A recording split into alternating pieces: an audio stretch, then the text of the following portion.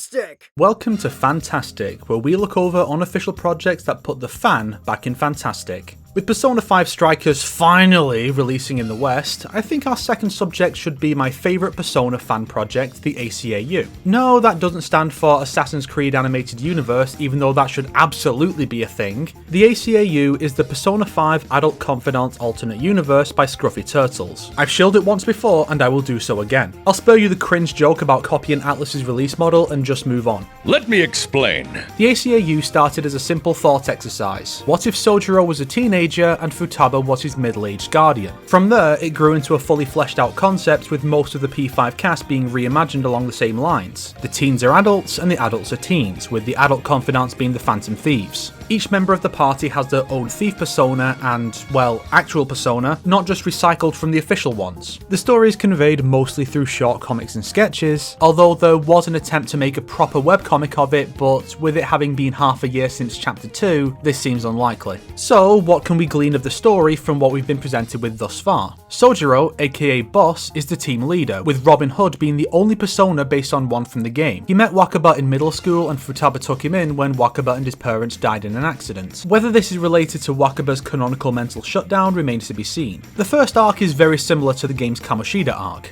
Sojiro is quickly joined by the hot-headed brawler Munehisa Iwai, aka Gecko, and his persona Black Bart. Then comes the girl who's been victimized by Kamoshida, Sadeo Kawakami, aka Madam, and her persona Anne Bonny. And the founders are capped off with the mascot, Ichiko Oya, aka Scout, and her persona, Matahari. While it was initially implied that Kamoshida would be the first palace ruler still, it was later confirmed that Kamoshida's relative, Takamine Murada, the principal of Shujin, would be the first, as most palace rulers will be original characters. He is the one abusing the female students, with Oya's friend Kaio as his current target. His Indian palace theme is similar to the game's castle, and also very appropriate for his crimes, given that you'd expect to see a harem in that kind of place for some intentionally uncomfortable scenes with cognitive doubles of his victims. It's what happens to Kaio, be it the suicide attempt or the mental shutdown to silence her, that lights the fire under the group to take the son of a bitch down. The second arc centers on Hinahara Sakimaru, a doctor who is secretly into human trafficking, and with the fifth member of the team being Tai Takami, who joins under the name Doc with her persona Metrodora, this arc is presumably a parallel to the Yusuke and Madarame story. Tai was a sickly child who decided to become a doctor so other children wouldn't have to experience the isolation she did, so having Sakimaru be a mentor who betrays her would make a lot of sense.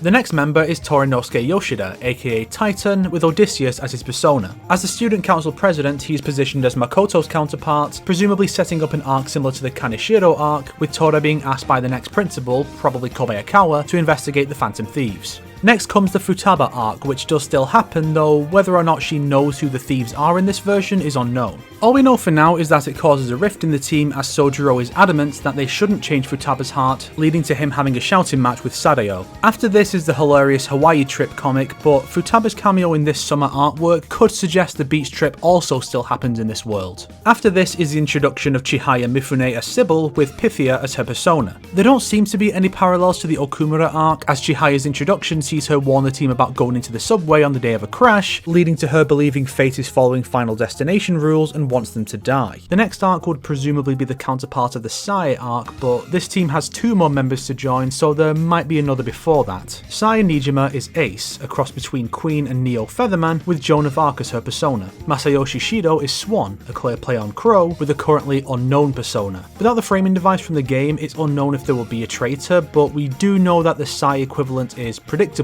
Makoto. We've even seen a glimpse of her palace, the Colosseum from Sae's palace taken as the core concept and expanded. So, middle-aged Empress Makoto with abs? Yes please. From there, all we know is that Takto Maruki joins the team as Rook, in presumably the same basic role as Yoshizawa.